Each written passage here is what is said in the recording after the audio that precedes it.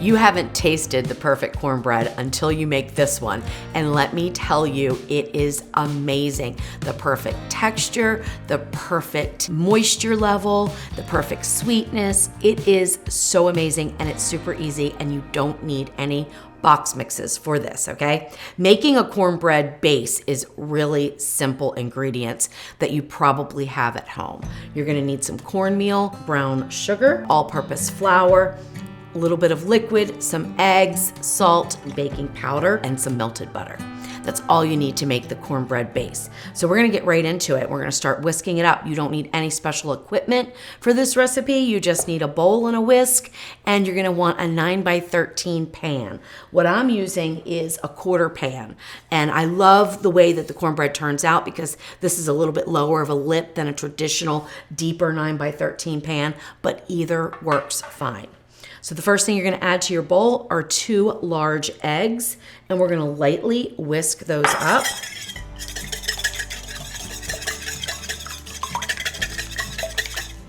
That's good.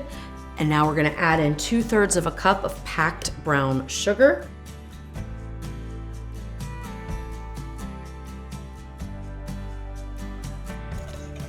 Two teaspoons of fine grind sea salt or kosher salt, either one works fine. And cornbread is a quick bread, so it's made usually with either baking soda or baking powder. Because of the way that I want this to rise, I'm using baking powder. 1 tablespoon is what you need. You can put that in right now, there's no issues there.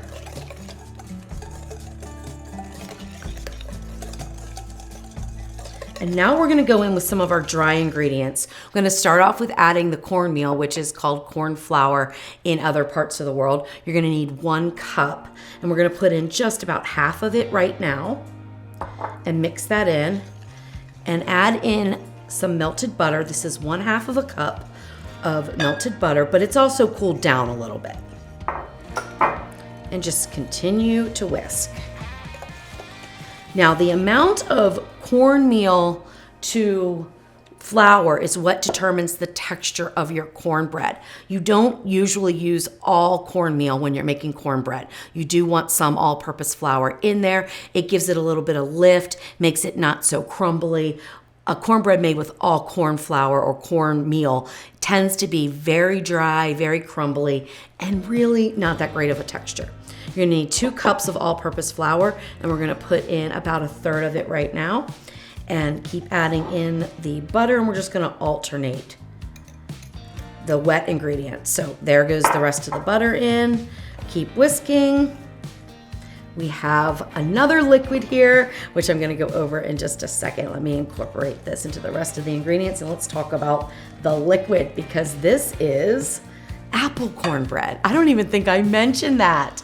It is apple cornbread. So we have a couple of ways to get apple flavor into this cornbread, and that is through our liquid, and of course we're gonna use fresh apples. We're gonna use Granny Smith in this recipe. There's 2 ways to get the liquid in that has apple flavor. One is using an apple ale, which is Red's apple ale beer. I use this in my chili recipe, which is kind of where this cornbread spun off of. I wanted cornbread to serve with the chili, and I had some leftover apple beer, and so I used it in the cornbread, and it was amazing. It's so, so good. However, I know a lot of people don't want to cook with alcohol, so I wanted to give an alternative, and that is good old apple juice. And you're gonna need 1 cup. So 1 cup of apple juice or 1 cup of beer. Either way is perfectly fine in this recipe. The only thing that I will say about using the apple juice versus the apple beer is I think the apple juice gives a little bit more apple flavor to the cornbread. And with the beer, it's not as sweet as the apple juice. So if you like a sweeter cornbread, you're gonna increase your sugar by about 2 to 3 tablespoons should do the trick. All right, let's move on with the recipe. We're gonna put the rest of the cornmeal in, start to mix that in, and slowly add in your 1 cup of apple juice. So I add in about half right now.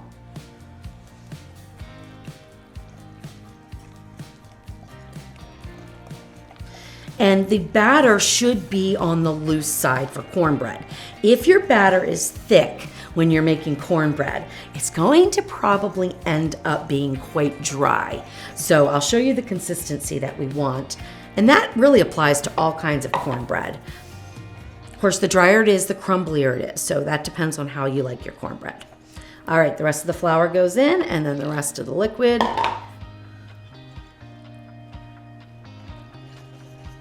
And just whisk it up.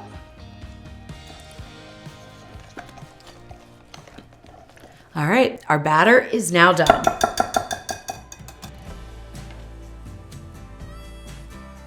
All right, so now I'm gonna show you what the consistency is, and then I'm gonna just tell you that if you are skipping apples, this is a little bit thicker than what you want, okay?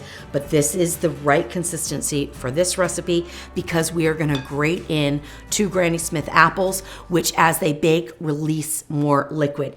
If you were gonna skip the apples and you're gonna use a different type of liquid like water or milk instead, you would add a little bit more, probably I would say about 2 to 3 tablespoons, okay? But because the apples are gonna give off that liquid, we don't need to add anything right now. All right, so let's get to the apples. That's the last addition, and I recommend doing them last. So make up your cornbread batter and then cut up your apples and grate them. Otherwise, they tend to turn brown, right? All right, so these are washed, but I do not peel them. I cut them in quarters. Take the core out, and then I cut them again in half. I find it easier to take the core out before I cut them, but any which way you want to do it is fine. Don't take the skin off. We want that in the cornbread because it looks beautiful and it's one less step for you to have to do. And now we're gonna take a box grater and we are gonna grate these apples up and fold them into our cornbread mix. All right, all the beautiful grated Granny Smith.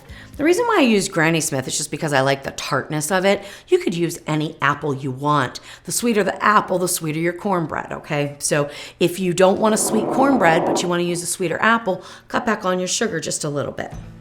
Now we're just gonna dump those right in. I'll bring this up here, and we will just fold in the apples.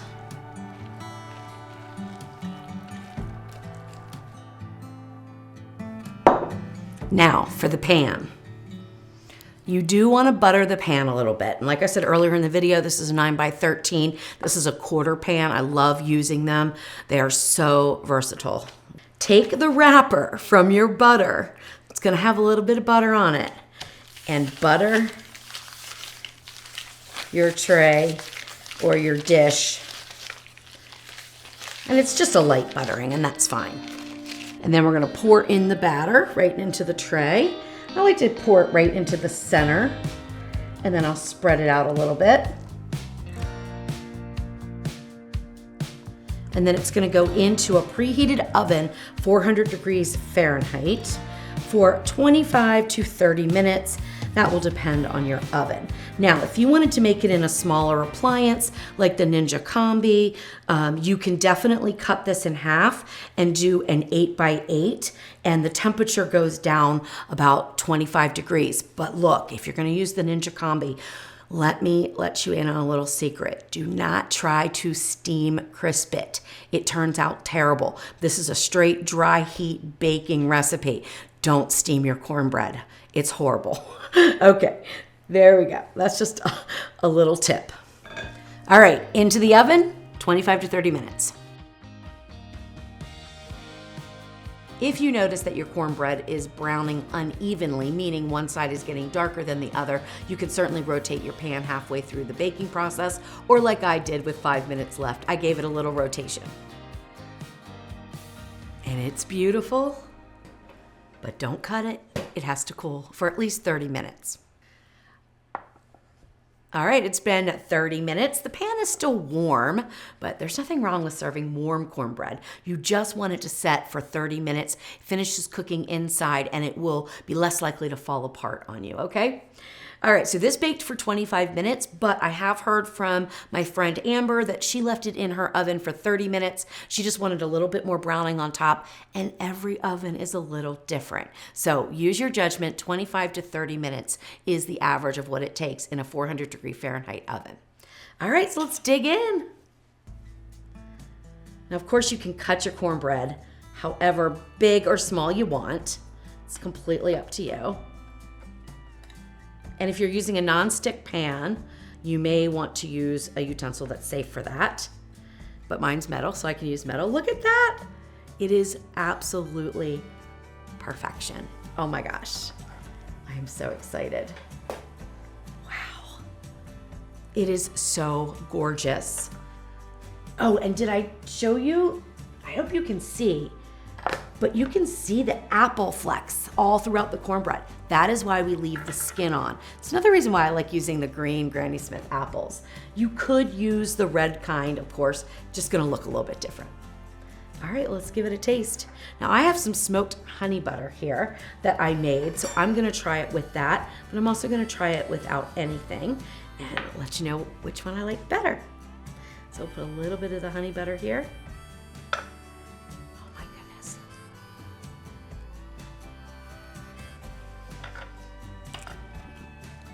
Oh my.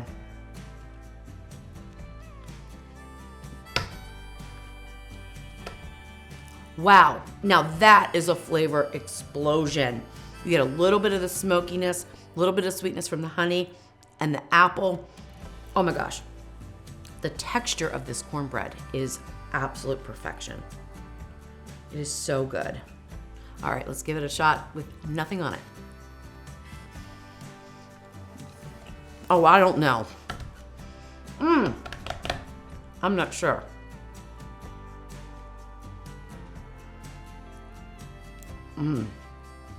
It's delicious either way, but I kind of like it a little bit better without the butter. And I love butter, and I love smoked butter. But the apple flavor really comes out a lot more without the smoked butter, but both are absolutely delicious. So you could use a regular honey butter, a smoked honey butter, regular butter, or no butter. And when you make this, you will taste the perfect cornbread.